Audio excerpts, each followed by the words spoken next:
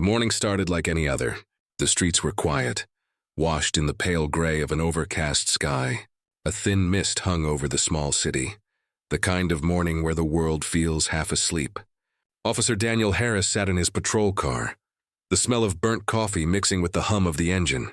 He'd been a cop for almost 12 years, long enough to know every street, every shortcut, every sound the city made when it was about to stir. To most people, he was a good officer, reliable, professional, never caused trouble. But lately, something had changed in him. He wasn't sure when it started. Maybe after too many double shifts. Maybe after watching too many people lie to his face. Somewhere along the way, his patience had thinned. His job had become routine, mechanical. He didn't think much about why he pulled people over anymore. He just did. That morning, he sat with his partner, Officer Reed, a younger guy still fresh from the academy. Reed was tapping on his phone, half listening to the police radio. "Anything happening?" Daniel asked. Reed shrugged. "Just the usual. Noise complaint, minor fender bender on 5th. Daniel nodded.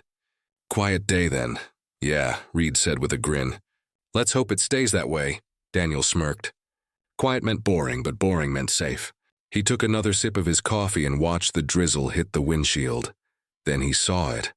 A black sedan rolling through a stop sign at the corner of Maple and 3rd. No brake, no pause. Just a smooth glide through the intersection. Daniel sighed. "Guess we're not done yet." Reed looked up. "You want to pull him?" Daniel already had his hand on the gear shift. "Yeah, let's remind people the rules still matter." He flicked on the siren, the soft red and blue lights cutting through the gray morning. The sedan slowed, signaling right, and pulled neatly to the curb. "No panic, no sudden movement." "Nice and calm," Reed said. Daniel nodded. "Too calm." He stepped out of the cruiser, adjusting his belt as the rain started to pick up. The sound of his boots against the wet pavement echoed in the quiet street. As he approached the driver's window, he caught his reflection. Tired eyes, creased forehead, the weight of years in a uniform. The driver rolled the window down. He was a man in his mid-30s, well-dressed, neatly trimmed beard. Calm expression. His hands rested on the steering wheel. Visible, deliberate. "Morning, officer," he said politely. His voice was low, even respectful. Daniel leaned slightly, glancing into the car. No signs of nervousness. No fumbling. No smell of alcohol, just calm. "Too calm. You know why I stopped you today?" Daniel asked. The man nodded. "I believe I missed a stop sign back there." Daniel raised an eyebrow. "You believe you did?" The man met his eyes. "You're right. I should have stopped. My mistake." There was no sarcasm, no defensiveness, just calm honesty. It disarmed Daniel more than any excuse would have. He cleared his throat. "License and registration, please." The man reached slowly for the glove compartment. "Registration's right here." He handed it over neatly. "About my license. I think I left my wallet in my other jacket. I can give you my name, though." Daniel frowned. "You don't have any form of ID." "Not on me, no. But you can run my plates. Everything should check out." Daniel looked at the registration. The car was registered to a Miles Carter. "Is that you?" "Yes, sir." Daniel looked at the man again, clean, confident, no sign of deceit. But something about the situation didn't sit right. No license, a car registered in his name. A calm attitude that felt almost rehearsed.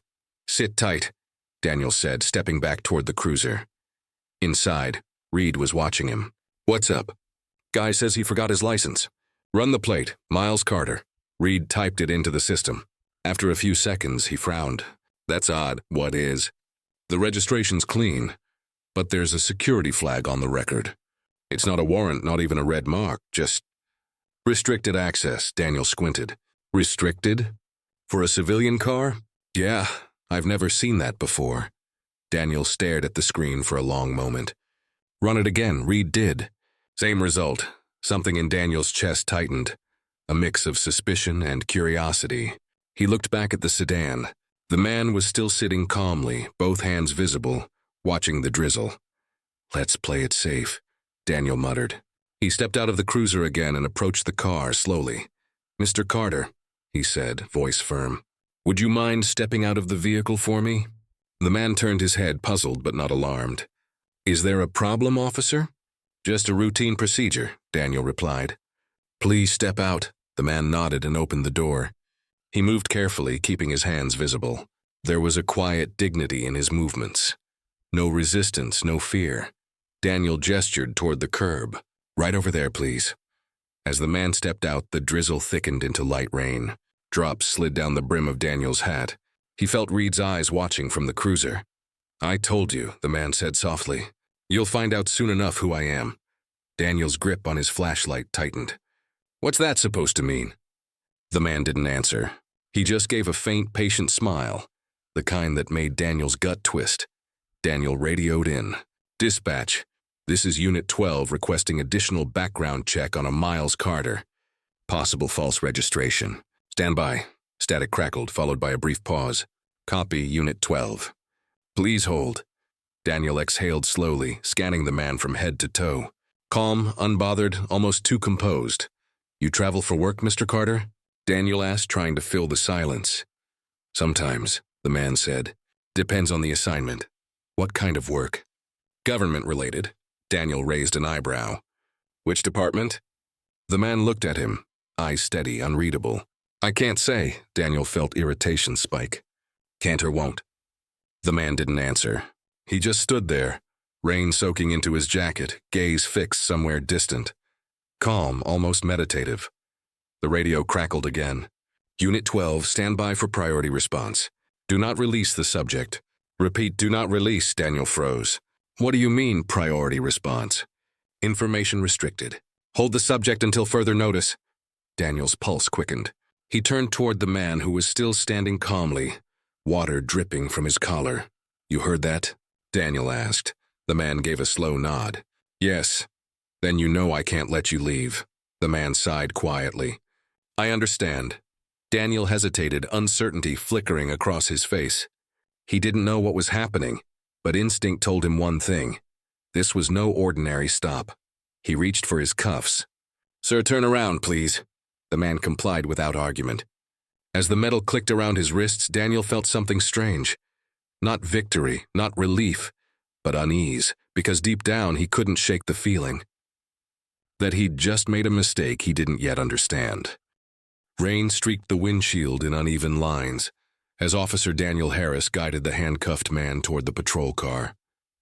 The man didn't resist. He didn't even look afraid. He just walked, calm and measured, like someone who had seen worse storms than this one. "Watch your head," Daniel muttered, opening the back door. The man nodded politely, ducking his head before stepping inside. His voice was quiet, steady. "Officer, may I ask what exactly you're detaining me for?" Daniel hesitated. He wasn't used to that tone. Calm, respectful, yet carrying the faint weight of authority. "Failure to present identification," he said finally. "And until I get clarity on that registration flag, I'm holding you for further questioning." The man nodded once, like he already knew that was coming. "Understood." Daniel shut the door and stood there for a moment, watching raindrops hit the car roof in rhythmic taps. Something about this didn't feel right. Normally, when someone got cuffed, there was yelling, panic, excuses. This man had none of that. Reed leaned out the driver's window. "Everything good?" Daniel wiped rain off his face. "Yeah, he's quiet," Reed frowned. "Quiet's worse. You ever see someone that calm in cuffs?" Daniel didn't answer. He just got into the passenger seat. "Let's take him in." The drive to the precinct was quiet except for the sound of rain and the hum of the engine. Daniel glanced at the man in the rearview mirror several times. He sat upright, hands resting lightly on his lap, eyes fixed out the window. "So," Daniel said, breaking the silence, "you said your name's Miles Carter?" "Yes." "Mind telling me where you were headed?" "Downtown." "For work?" "Something like that." Daniel frowned. "You don't talk much, do you?" "I talk when it matters." That answer sat uneasily in Daniel's chest. There was no arrogance in it, just composure. Reed tried to lighten the mood. "Hey man, you in the military or something?" "You've got that calm vibe." The man smiled faintly. "Something like that." Daniel turned around slightly. "Look, if there's something I need to know, now's the time to say it." The man just met his gaze in the mirror. "You'll find out soon enough, officer." Daniel's jaw tightened. "That's supposed to be a threat?" "No," the man said gently. "Just the truth." By the time they reached the station, the sky had darkened. Thunder rumbled in the distance. Low, steady, like the world was holding its breath. Daniel escorted the man inside, avoiding the curious looks from a few fellow officers. Most of them assumed it was just another arrest. No one asked questions, not yet. He guided the man toward processing. The desk sergeant looked up, brow furrowing. "What's this?" "Traffic stop," Daniel said. "Driver had no ID, registration flagged." The sergeant typed quickly. "Name? Miles Carter." The sergeant stopped mid-type. "Wait, what kind of flag?" "Restricted," Daniel said. "Didn't say why." The sergeant glanced up sharply. "Restricted? As in federal restricted?"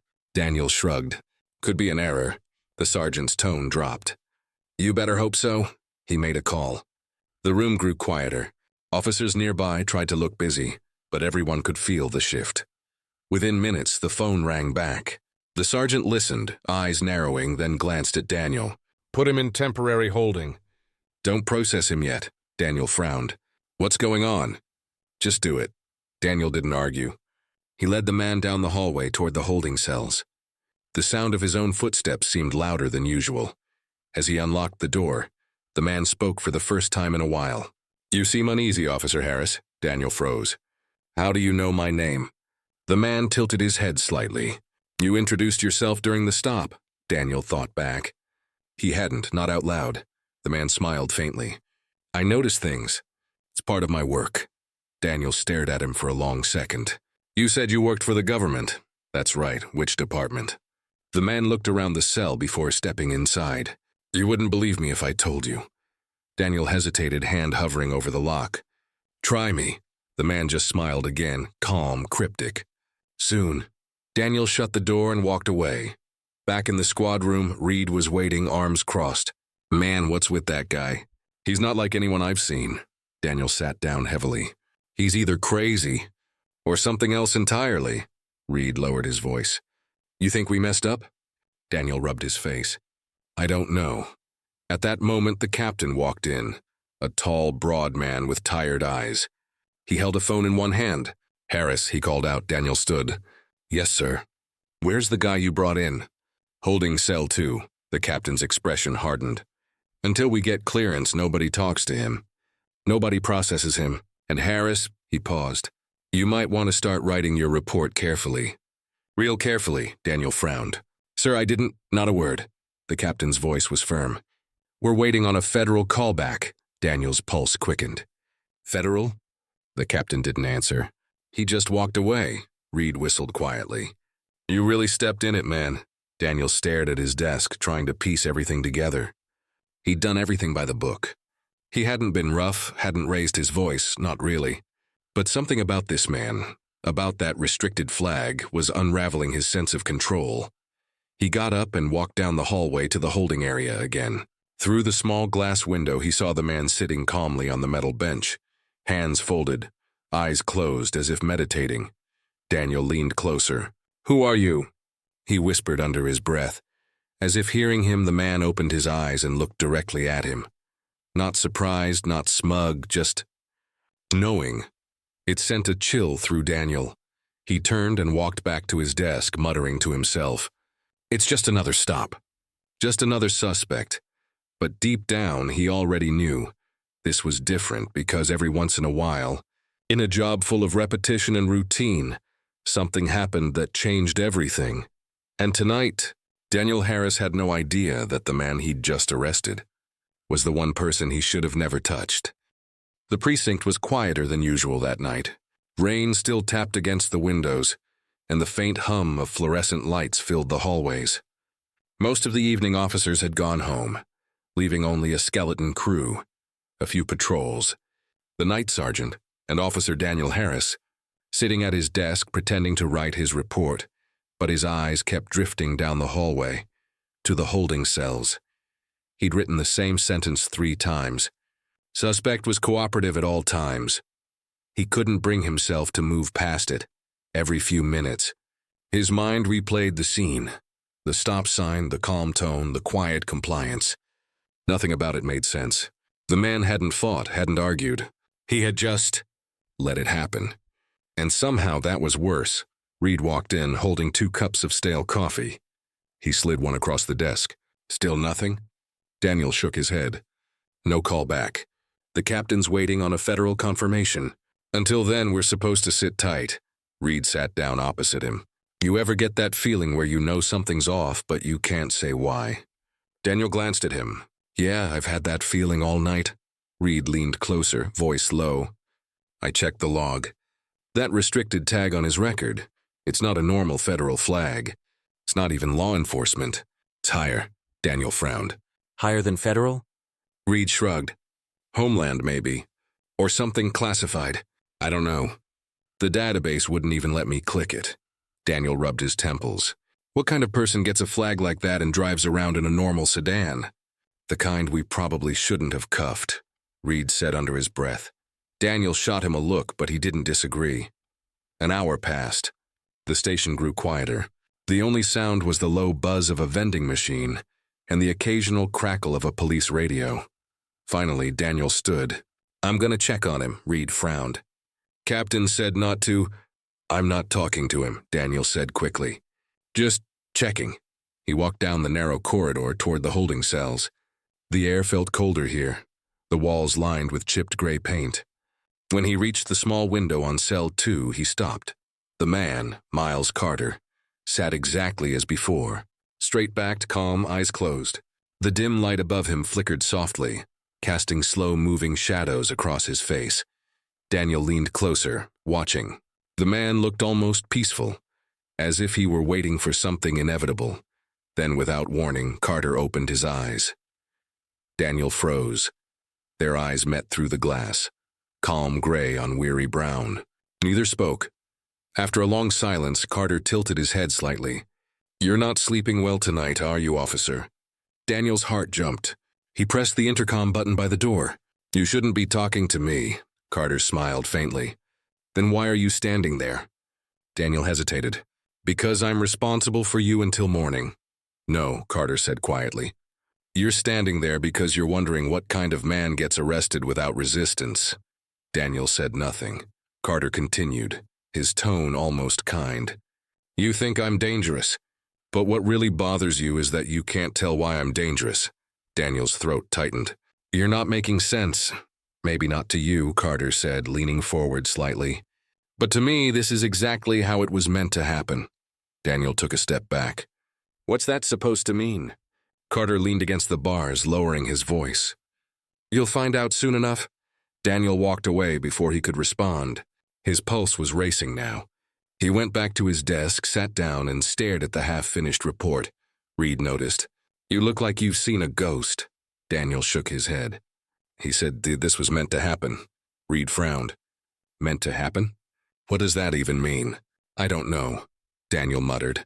But he doesn't talk like a criminal. He talks like someone who knows something. Reed hesitated. You think he's law enforcement? Daniel thought about it. The composure, the restraint, the way he seemed to already know the system better than they did. Maybe, he said finally. But if he is, why didn't he say so? Reed sighed. Maybe he's testing us. Daniel looked up sharply. Testing us? Reed nodded. You ever heard of undercover integrity audits? Agencies send people to test officer behavior. Attitude, restraint, discretion. See how far we'll go, Daniel frowned. That's not a real thing, Reed smirked. That's what they want you to think. But the idea stuck in Daniel's mind like a splinter. What if this wasn't random? What if the man had wanted to be stopped? He stood suddenly, pushing back his chair. I'm going to talk to him. Reed's eyes widened. Captain said not to. I don't care, Daniel snapped quietly. Something's off, and I need to know what it is. He walked back down the hallway, stopping in front of the holding cell. Carter was still sitting calmly, watching him approach. Can I ask you something? Daniel said through the intercom. Carter looked up. You just did, Daniel exhaled slowly. Why were you so calm during the stop? You didn't argue, you didn't explain, you didn't even flinch when I cuffed you. Carter stood and walked closer to the bars. Because panic doesn't help anyone. That's not an answer. Carter met his gaze evenly. Would you have listened if I'd tried to explain? Daniel hesitated. The question hit harder than he expected. Maybe? Carter smiled, not smugly but with quiet sadness. No, you wouldn't have. You were looking for control, not truth. Daniel bristled. You don't know me. I know your type, Carter said gently. Good man. Wears a badge because he believes it means something. But lately you've started to confuse control with order. That's how it starts. Daniel's chest tightened. You're talking like a psychologist now. Carter chuckled softly. Close. Before Daniel could reply, the intercom buzzed with static, the sergeant's voice breaking through. Harris, Captain wants you in his office now. Daniel turned from the glass. Carter was still watching him, calm as ever. Guess we'll continue this later, Daniel muttered. Carter gave a small nod. We will. When Daniel entered the captain's office, the air felt heavier. The captain stood by the window, phone still in hand. Harris, he said, turning slowly. We just got the call back. Daniel's pulse quickened. And? The captain looked at him for a long moment before speaking. You need to understand something. The man you brought in, he's not just anyone. He's under federal protection. High clearance, Daniel's eyes widened. Federal protection? For what? I don't know, the captain said. But DC just called. They're sending people down here tonight. Daniel's mouth went dry. Sir, who is he? The captain's tone lowered. I don't have the full file. All I know is this. You better hope to God you treated him right. Daniel stood frozen, the words echoing in his head. Back in the holding cell, the man, Miles Carter, closed his eyes again. And for the first time that night, a faint smile crossed his face. He already knew what was coming. The rain had stopped by morning, but the world outside still looked gray, washed out, colorless, heavy. Inside the precinct, the fluorescent lights buzzed quietly, throwing pale reflections across the tile floor. Officer Daniel Harris sat alone in the break room, his untouched coffee turning cold. His shift should have ended hours ago, but sleep had been impossible. Every time he closed his eyes, he saw the same image. Miles Carter sitting in that cell, calm, composed, watching him, like he was the one observing Daniel. The door creaked open. His partner, Reed, stepped in, holding a folder. You hear? Daniel looked up, eyes tired. Hear what? Feds landed at the airport 20 minutes ago. They're on their way here. Daniel's stomach twisted. They're really coming? Yeah, whole team. Black SUVs, badges, the works. Reed sat down opposite him, leaning forward. Look, man. Whatever's going on, we did everything by the book, right? Daniel stared at his reflection in the window. The book doesn't feel so clean when you're not sure you read it right. Reed frowned. You didn't rough him up. You didn't raise your voice. You didn't do anything wrong. Daniel's voice was low. Didn't I? Reed hesitated. What do you mean? Daniel turned to him. Think about it. He told me his name. He was polite, cooperative. I didn't even stop to think before cuffing him. Reed leaned back. You were being careful? No, Daniel said softly. I was being mechanical. I saw a missing license and a restricted flag, and I just reacted. No questions. No judgment. Just procedure. He rubbed his hands together, the tension showing in every movement. What if that's the problem? What if that's what he was talking about? Reed looked confused. Who was talking about? Carter, Daniel said. He told me I was looking for control, not truth. Reed laughed nervously. Man, you're letting this guy get in your head. Maybe he's right to, Daniel replied quietly. Maybe I stopped looking at people as people a long time ago. A knock on the door interrupted them. The captain stood in the doorway, his expression grim. They're here. Daniel and Reed followed him down the hallway. The air in the precinct felt different now. Tense, electric, expectant. Officers whispered to one another as two black-suited agents stepped through the front doors. They didn't look local. Everything about them, the posture, the silence, the way their eyes swept the room and screamed federal. One carried a sleek tablet, the other a small badge case marked with an unfamiliar insignia. Agent Lewis, Agent Cho, the captain said. This is Officer Harris, the arresting officer. Lewis, the older of the two, nodded once. Mr. Harris, we'll need access to your dash cam footage, your body cam, and the holding cell video. Immediately. Daniel nodded, swallowing hard. Yes, sir. Where's the detainee? Holding cell 2. Cho tapped her earpiece. Confirmed. Team 2, proceed. Daniel watched as another pair of agents, dressed in tactical black, carrying small cases, moved down the hallway toward the cells. Lewis turned back to him. "You will remain available for questioning. Do not leave the premises." "Yes, sir." "And Harris?" "Yeah?" Lewis's voice lowered slightly. "You may not fully understand what's happening right now, but you need to know this. The man you arrested is not just protected. He's essential." Daniel blinked. "Essential to what?" Lewis stared at him for a long moment. "To all of us doing our jobs right." And with that, the agents walked away. Hours passed. Daniel sat at his desk, trying to focus on paperwork he couldn't see straight. Every sound, a phone ringing, a printer whirring, made him flinch. He caught glimpses of the agents moving through the building, speaking in low voices, checking monitors. Once he saw them escort Carter out of the holding cell. The man walked calmly between them, uncuffed now, his posture straight, expression unreadable. As he passed Daniel's desk, their eyes met. Carter gave a small nod, almost a gesture of acknowledgement. Not anger, not arrogance, something else, maybe pity. Then he was gone. The precinct slowly emptied as the federal team packed up. Reed found Daniel still sitting at his desk long after dark. "They're done," Reed said. "They took him." Daniel looked up. "Where?" Reed shrugged. "Didn't say. But before they left, the captain told me something weird."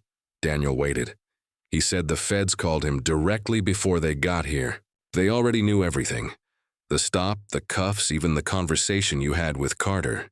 They said they were monitoring integrity metrics." Daniel frowned. "Integrity metrics?" "Yeah," Reed said. "Like they were tracking behavior, not crime." Daniel leaned back slowly, the words sinking in. "So it was a test." "Maybe," Reed said. "Or maybe it was something bigger." Daniel stared at the wall, mind spinning. He thought about every decision he'd made in the last 24 hours. Every word, every assumption. He had followed procedure perfectly, and yet somehow, he'd never felt more wrong in his life. That night, Daniel sat in his car outside the precinct long after his shift had ended. The city lights blurred in the rain on his windshield. He didn't turn on the radio. He didn't move. He just sat there, replaying the arrest again and again. He remembered the way Carter had said it. "You'll find out soon enough." And now, as silence filled the car, Daniel realized something terrifying. He wasn't afraid of what the agents would find. He was afraid they wouldn't find anything, that the only person who needed to be examined was himself. He'd always thought the badge made him the one in control. But tonight, for the first time, he felt like the one under investigation. And somewhere deep down, beneath the exhaustion and guilt, a question began to take shape, one that would haunt him until he got his answer. Who exactly did I put in handcuffs? The call came just after noon. Daniel had been staring at the same form for half an hour when the captain's voice broke through the static of the intercom. "Harris, my office now." Something in the tone made Daniel's chest tighten. He walked down the hallway slowly. The building felt heavier than usual, as if the walls themselves knew something he didn't. When he entered the captain's office, the blinds were half closed, stripes of sunlight cutting across the room. 2 people were waiting. Agent Lewis, the older man from the night before, and Miles Carter. Carter was out of the holding cell now. His clothes were pressed, his posture perfect. There were no handcuffs, no signs he had ever been restrained. His calm had changed, not passive anymore, but purposeful. Daniel stopped in the doorway. "Sir, what's this?" The captain gestured for him to close the door. "Sit down, Harris." He obeyed, every muscle in his shoulders tense. Lewis cleared his throat. "Officer Harris, I'll be direct. The man you detained yesterday is Special Agent Miles Carter, Internal Affairs, Federal Division." For a moment, Daniel didn't move. The words didn't quite register. "Internal Affairs?" He repeated slowly. Carter nodded once. "That's right." Daniel felt heat rush to his face. He glanced at the captain, then back at Carter. "You're telling me I arrested a federal officer?" Lewis folded his hands. "You detained him, technically." "And yes," Daniel's stomach sank. "Then why didn't you say something?" Carter's expression remained calm. "Because I couldn't. My assignment required anonymity." "Assignment?" He met Daniel's gaze evenly. "I was investigating systemic misconduct within regional precincts." "Your precinct." The room went silent. Daniel looked at the captain, whose jaw tightened. "We were informed of the audit only after the fact," the captain said quietly. "They wanted to see authentic behavior, unfiltered." Carter nodded. "Which meant random encounters. No warnings. No stage." Daniel's hands clenched. "So you set me up," Carter shook his head. "No, we gave you a moment, and you chose how to meet it." Daniel stood abruptly, pacing the room. "You don't understand. You came off like a civilian. No ID, vague answers. Anyone would have reacted the same." "Perhaps," Carter said softly. "But you didn't ask questions. You assumed. You escalated before you understood. And that's what we measure." Lewis leaned forward. "Officer Harris, this isn't about punishment. It's about pattern. You followed procedure, and still failed the spirit of the law." Daniel turned away, running a hand through his hair. "I did everything by the book." Carter's tone gentled. "The book teaches control, but justice demands discernment." The captain stayed silent, watching the exchange like someone witnessing both sides of a truth he couldn't stop. Finally, Daniel sank back into his chair. His voice was quiet now. "So what happens to me?" Carter paused before answering. "That depends." "On what?" "On whether you learn from it." Daniel frowned. "You're not filing charges?" "No." Carter's reply was simple. "Because this wasn't about a traffic stop. It was about awareness." He reached into his jacket and placed a folder on the desk. On the front was the precinct's emblem, stamped with the words, "Integrity Review, Phase 2. This audit doesn't end with you," Carter said. "It starts with you." Lewis explained the rest. How the department had received multiple complaints about bias, over-enforcement, and lack of de-escalation. Carter had been assigned to run an undercover evaluation, posing as an ordinary citizen to test procedural integrity across several precincts. Daniel listened in stunned silence as Lewis spoke. Every detail felt like a mirror held up to his last 12 years. All the nights he'd gone through the motions, confident that doing things by the book made him one of the good ones. When Lewis finished, Carter leaned forward slightly. "You're not a bad cop, Harris. You're a tired one. You stopped seeing people and started seeing profiles." Daniel swallowed hard. "You don't know me." "I know the look," Carter replied. "I've seen it in every officer who's forgotten why they started wearing the badge." Daniel stared at the folder, his pulse heavy in his ears. "So what now?" Carter stood. "Now, you help fix what's broken, starting with yourself." They moved to the briefing room where a small projector glowed against the wall. Lewis connected a drive and pressed play. Dashcam footage appeared, Daniel's own patrol video. The moment the sedan rolled through the stop sign, his voice on the radio, the sharp tone in his commands. Then the arrest, his hand gripping Carter's arm, the click of the cuffs, the faint irritation in his voice. Daniel watched himself from the outside, his stomach churning. He had always thought of himself as calm under pressure. But on screen, his tone sounded impatient, clipped, cold. Carter's voice played softly through the speakers. "Officer, please. This isn't necessary." Then Daniel's reply, "We'll decide that." The room was silent when the video ended. Lewis turned to him. "See it yet?" Daniel nodded slowly, voice rough. "Yeah, what do you see?" Carter asked. Daniel exhaled. "Someone who stopped listening. They spent the next hour going over policies, training gaps, human error patterns." Carter didn't lecture, he guided. He explained that his division wasn't hunting for villains. They were searching for complacency. That was what corroded departments from the inside, the quiet slide from empathy to efficiency. When the meeting ended, Carter extended his hand. "We'll be in touch, Officer Harris." Daniel hesitated, then shook it. "You could have ruined me," he said. "I could have," Carter replied. "But that's not justice either." He turned to leave, then paused at the door. "One more thing. You asked me during the stop what kind of work I do." Daniel nodded. Carter smiled faintly. "I work on perspective." Then he was gone. That night, Daniel drove home in silence. The city lights blurred past, reflected in wet streets still slick from the storm. Every car he passed reminded him of that moment, of how easily a routine stop could turn into something life-changing. At home, he placed his badge on the kitchen table and stared at it for a long time. It had always felt like a symbol of authority. Tonight it looked more like a question.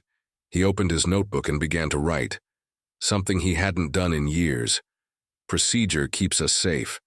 Empathy keeps us human. Somewhere between the two, I lost my balance. He closed the notebook, exhaling deeply. For the first time in months, the silence around him didn't feel empty. It felt necessary. A few days later, the precinct received the official audit results. Several officers were flagged for retraining. The captain called it a wake-up call. Daniel volunteered first. The new program, run by Carter's division, focused on emotional intelligence, communication, and situational discretion. It wasn't about punishment. It was about restoration. At the end of the first session, Carter appeared at the back of the room. He waited until everyone else left, then approached Daniel. "You showed up," he said simply. Daniel smiled faintly. "You expected me not to?" "Most don't." "I'm not most," Carter nodded. "No? You're the reason this program might work." Daniel looked away. "I'm still not sure what that means." "It means you saw yourself clearly," Carter said. "That's rarer than you think." He placed a small card on the desk, an emblem of the Internal Affairs Division, and beneath it, a handwritten note. "Accountability isn't the end of justice. It's the beginning." When Daniel looked up again, Carter was already gone. Weeks passed. Daniel's days began to feel different, quieter, more deliberate. He found himself talking more and commanding less. He asked questions before assuming. The first time he stopped a driver after that, he felt the old instinct to dominate, to control. But he caught himself. He took a breath. He approached calmly. The man had been distracted, not defiant. Daniel explained the danger, gave him a warning, and watched him drive off with a wave of gratitude. It was such a small thing, but as Daniel walked back to his cruiser, he realized it was also everything. One evening, his captain found him sitting outside on the station steps, watching the sunset. "Long day?" the captain asked. "Long year," Daniel said with a tired smile. The captain sat beside him. "You know, Carter sent a report. Said you handled yourself well." Daniel chuckled softly. "Didn't feel that way. He said you reminded him of why he joined the Bureau." Daniel looked surprised. "Why's that?" "Because he said you proved people can change." Daniel went quiet, watching the orange sky fade into blue. "I used to think my job was about enforcing rules," he said finally. "Now I think it's about understanding people." The captain nodded. "That's the job I signed up for." Later that night, Daniel sat in his car again, parked at the same intersection where it had all begun. The stop sign gleamed under the streetlight, rain puddles reflecting its red glow.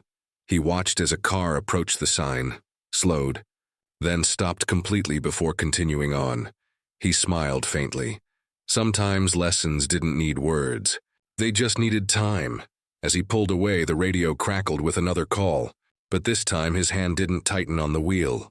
He felt calm, steady, human. The mistake that had once haunted him had become the moment that saved him. Because in the end, justice wasn't about power or punishment. It was about recognition, the courage to see when you've been wrong and to choose what's right the next time. And as Officer Daniel Harris drove through the quiet streets, lights fading behind him, one truth lingered above everything else. Sometimes, the hardest arrests we make are the ones we make within ourselves. Months passed. The incident that once felt like a career-ending mistake slowly became something else. A turning point, not just for Officer Daniel Harris, but for everyone around him. The story leaked, of course. Nothing that unusual ever stayed secret for long. It started with whispers in nearby precincts, talk of a federal sting that had caught local officers unaware. But when the official review report was released to the public, the details spread quickly. An officer detained an undercover federal agent during an integrity audit. The words sounded worse on paper than they felt in truth. But what people didn't know, what the report didn't say, was what came next, because instead of covering it up or retaliating, Daniel had volunteered to be the first officer retrained, the first to face the mirror honestly. And that quiet choice became the seed of something bigger. Within weeks, the Internal Affairs Division launched a new national pilot program. They called it Project Clarity. Its mission was simple: to rebuild trust between law enforcement and the communities they served, starting not with new rules, but with renewed humanity. Daniel was one of the first invited to speak. He stood at the front of a packed auditorium one evening, 100 uniforms staring back at him, each face a mixture of skepticism and curiosity. He wasn't a polished speaker, but that was what made him believable. He began softly. When I joined the force, I thought justice was black and white. Follow procedure, enforce the law, go home with a clean conscience. I thought that was enough. He paused, looking around the room. But one day I cuffed a man who didn't deserve it. Not because I hated him, not because I wanted power, but because I stopped looking at him as a person. I saw a problem to be solved, not a story to be understood. The silence in the room was heavy. He could feel them listening. We wear the badge to protect people, Daniel continued. But protection doesn't just mean safety. It means fairness, respect, patience. We're not meant to be walls, we're meant to be bridges. When he finished, no one clapped at first. They just sat there, thoughtful, letting the words sink in. Then a few officers stood and applauded quietly.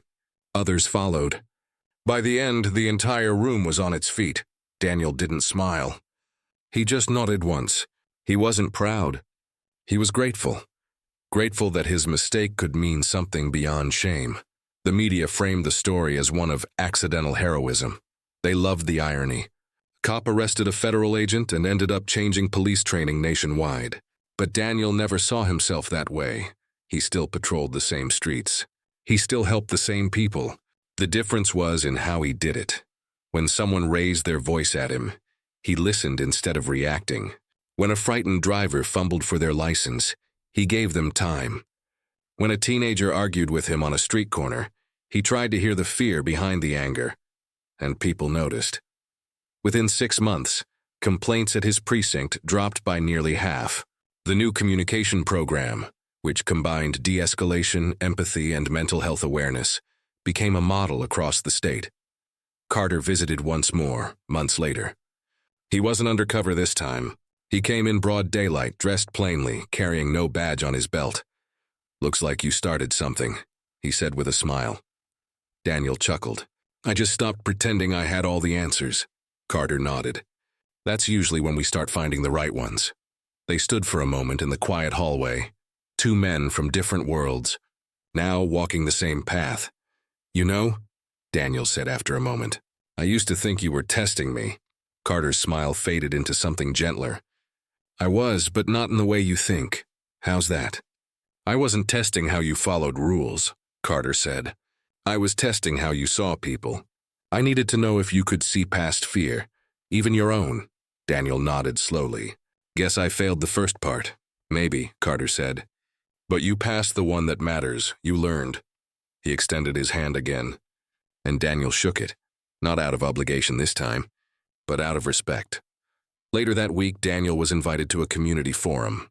It was held in a modest church hall, filled with residents, shop owners, parents, teenagers, even a few people who had once been on the wrong side of his patrol car. He sat quietly until the host introduced him. "Tonight, Officer Harris will speak about accountability and what it means to start over." He walked up to the microphone, looking at the crowd. "I made a mistake," he began simply, "and that mistake opened my eyes." He spoke not about crime or procedure, but about humanity, about how fear shaped both sides, how people saw uniforms as threats, and how officers learned to see civilians as potential dangers instead of neighbors. By the time he finished, the hall was silent again. Then a woman in the front row stood up, someone he recognized instantly. It was Mrs. Keller, a shop owner he'd once ticketed harshly for a small violation years ago. She walked to the front and offered him her hand. "I used to be scared of you," she said softly.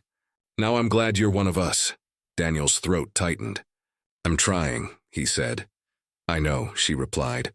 Months turned into a year. Project Clarity grew. The story of Officer Harris and Agent Carter became required reading in several police academies, not as a cautionary tale, but as a lesson in humility. Daniel never forgot that day on Maple and 3rd. Sometimes, he'd drive past the same intersection after a long shift, watching cars stop at the sign, the red glow flickering against the wet pavement. He'd remember the rain, the calm voice, the handcuffs clicking shut, and the lesson that followed. Every time, he'd whisper to himself the words Carter had left him with. The badge doesn't make you just. Your choices do. And he'd drive on, lights off, siren silent, content in the quiet truth that justice had found its way back into his heart. Because the truth had come out, not through headlines, not through punishment, but through the simple, enduring power of self-awareness. The city never stopped moving, but it started listening. A year after the stop at Maple and 3rd, Officer Daniel Harris could point to little things that felt different. The precinct lobby had a bulletin board now, but instead of wanted posters and stern notices, it held flyers for youth programs, mental health resources, and monthly coffee with a cop meetups at local cafes. The suggestion box wasn't dusty anymore. It filled up each week. On his locker, Daniel kept a folded card with a single line in neat handwriting. The badge doesn't make you just. Your choices do. He didn't need to read it much these days. He'd memorized it. But he liked knowing it was there, like a compass he could touch. The morning light washed softly through the station windows as a fresh class of recruits gathered in the training room. They were nervous in the way people get when a uniform is still heavier than their name. Daniel stood at the front with a notebook and a cup of weak coffee. He didn't bring a slideshow. He brought a story. He told them about a black sedan and a stop sign, about rain on the windshield, and a man whose calm felt like a challenge. He didn't dress it up. He didn't flinch when he got to the embarrassing part, the clicking of cuffs that should never have closed. Your job, he said quietly, isn't to win. Your job is to recognize fear, recognize pain, recognize when you're carrying yesterday into today. He paused, letting the room breathe. You won't always get it right, but your next choice is always waiting. A hand went up in the back. Sir, what if someone takes advantage of the courtesy? Then you document. You stay safe. You communicate, Daniel answered. Courtesy isn't surrender. It's control with the volume turned down. They nodded, a little lighter. He dismissed them with a reminder. Write your reports like your mom will read them, and speak to people like they might be your neighbors, because they probably are. Afterward, he stepped into the hallway and ran into the captain. Time had softened the lines on the captain's face, or maybe it was the work. Fewer fights to hold, more bridges to build. You've got a knack for that, Room, the captain said. I'm just telling the truth, Daniel replied. Most people try to sell the truth, the captain said, smiling. You let it stand. The day moved gently. A call about a loud argument turned out to be a couple practicing for a spoken word open mic. A fender bender ended in 2 drivers exchanging phone numbers for repairs and, unexpectedly, coffee. Daniel still wrote tickets when he had to. Accountability hadn't evaporated. It had settled into something sturdier. That afternoon, he drove through downtown and passed a cafe with a chalkboard sign. Project Clarity Q&A tonight, 6 p.m. Under it, a second line, special guest. He parked on impulse and went in. The place smelled like cinnamon and new beginnings. People milled around, students, a nurse on break, a mechanic with oil on his knuckles, 2 officers without their caps. And there, by the window, stood Miles Carter. No suit this time, just a gray sweater, and the same measured calm that had once irritated the man who put him in cuffs. Carter saw him and lifted a hand. The gesture was easy, familiar. They met halfway, and for a moment neither spoke. 2 points on a circle that had finally closed. Officer Harris, Carter said. Agent Carter, Daniel replied, then smirked. We're just Miles, right? Tonight you're not here on a badge. Just Miles, he agreed. They found a quiet corner as the room settled. Someone introduced the evening. A conversation on trust, on justice with a human voice. Carter spoke about culture, how it changes not with a law but with a habit. Daniel spoke about humility, how it grows when you stop defending the worst 5 minutes of your day and start protecting everyone else's. In the Q&A, a teenager stood and asked, How do I know I can trust you? Daniel didn't dodge it. You don't, he said. Not at first. Trust isn't the door, it's the hallway. We walk it together. After, the teenager waited by the door. Thank you, he said, awkward but sincere, for saying it straight. They shook hands, a small bridge placed carefully over a long river.